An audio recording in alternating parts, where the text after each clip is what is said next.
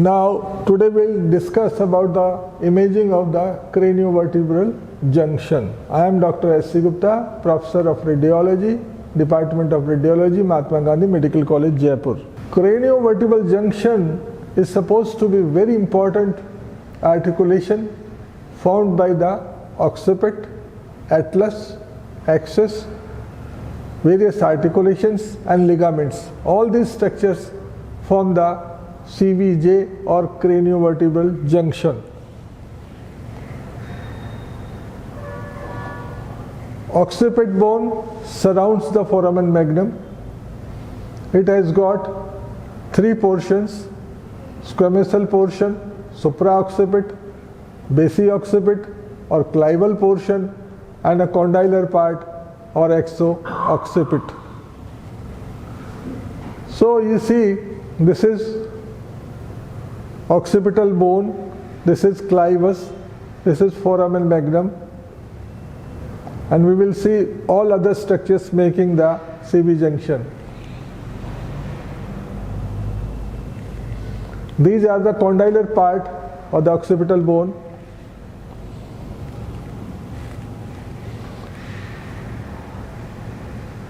This is C1 vertebra. This is anterior tubercle, anterior arch, and articular facet for dens, forming an articulation with the dens. Dens lies in contact with the articular facet of dens. These are little masses. Posterior tubercle, posterior arch, and these are the inferior articular facet, and these are the superior articular facets.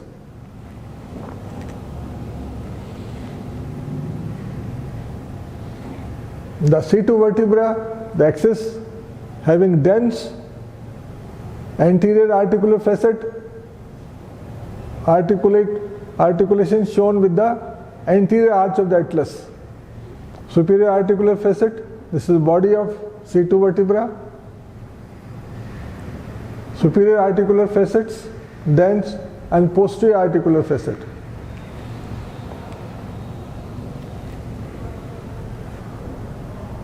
So this is C1 vertebra, and dens passing through the C1 vertebra. This is the body of C2. So we see this is the occipital bone, clivus, the dens, anterior arch, posterior arch, and this is the articulation. We will see afterwards what is the importance of this space.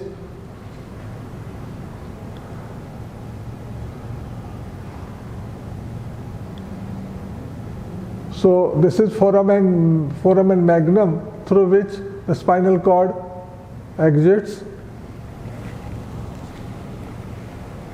Various ligaments that take part in forming the CV junctions are atlanto-occipital membrane. This is anterior as well as the posterior. Apical ligaments, cruciate ligaments, and tectorial membranes. All these also, these are the very important components for the stability of the joint of CVJ. So this is tectorial membrane, then comes the cruciate ligament, and this is the apical ligament. This is anterior atlanto-occipital ligament, this is posterior atlanto-occipital ligament, and these are the ligamentum flavum.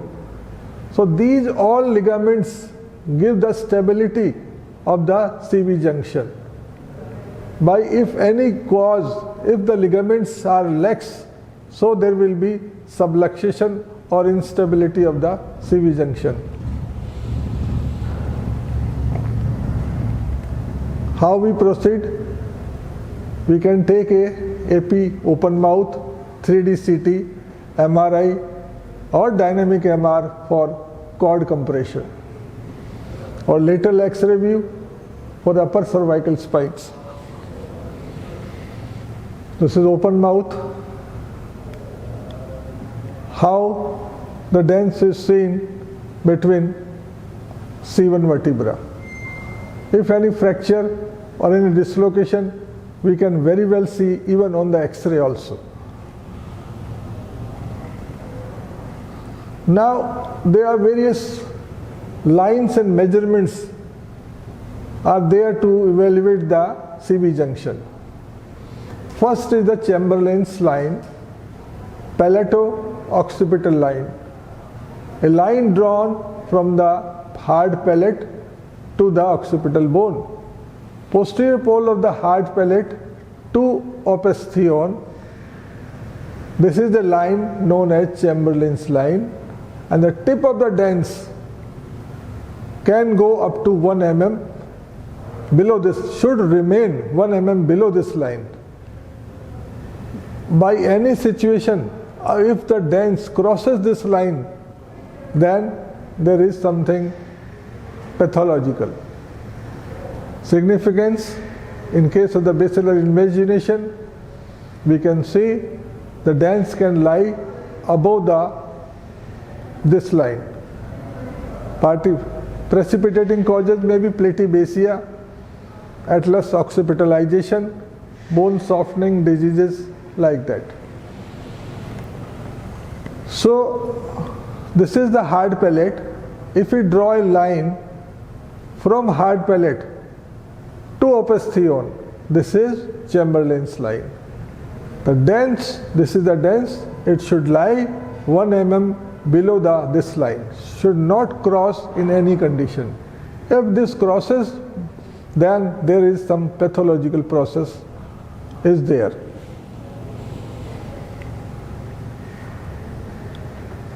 Hard palate, opistheon, dents lies below this line. Now comes the second line, Macrae's line. It lies, we can extend the line from basion to opistheon. Tip of dents does not cross this line. What is the significance? If the dents crosses this line, means basilar invagination, and if the diameter of this is, the diameter is less than 20 mm. If the diameter of opistheon and basion is less than 20 millimeter, means there is foramen magnum stenosis is there. So this is the line from basion to opistheon, and it should be more than 20 millimeter. If this distance is less than 20 millimeter, means the magnum, foramen magnum is stenosed, and that will compress the spinal cord. Then third line is McGregor's line or the basal line. Hard palate to the most caudal point of the occipital bone. Odontoid should not exceed 5 mm above this line. Significance is the basilar invagination. So this is the line from hard palate to the most dependent part of the basion or opistheon, and the dent should not cross more than 5 millimeter.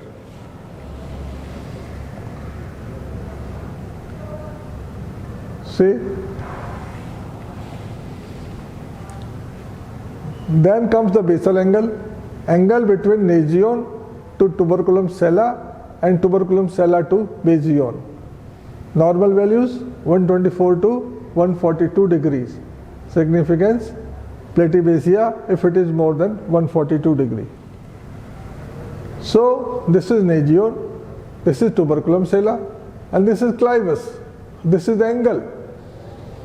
It should not be more than 142 degree. When this angle becomes more widened, so the bones, they are pushing upwards, making this angle wider. So the foramen magnum will be congested, all the structures of the posterior fossa will be compressed. So there will be Lot of pathologies may develop. Another is Weckmann's line or the clivus canal line drawn along clivus into cervical canal. And odontoid tip is ventral to this line. In basilar invagination, odontoid comes above this line. We see in the diagram. If we draw a line parallel to the clivus, the odontoid should be lies ventral to this line. In any condition, if the dents crosses this line, means there is something wrong. Okay, there is time limit. We can continue this topic afterwards also. Thank you very much.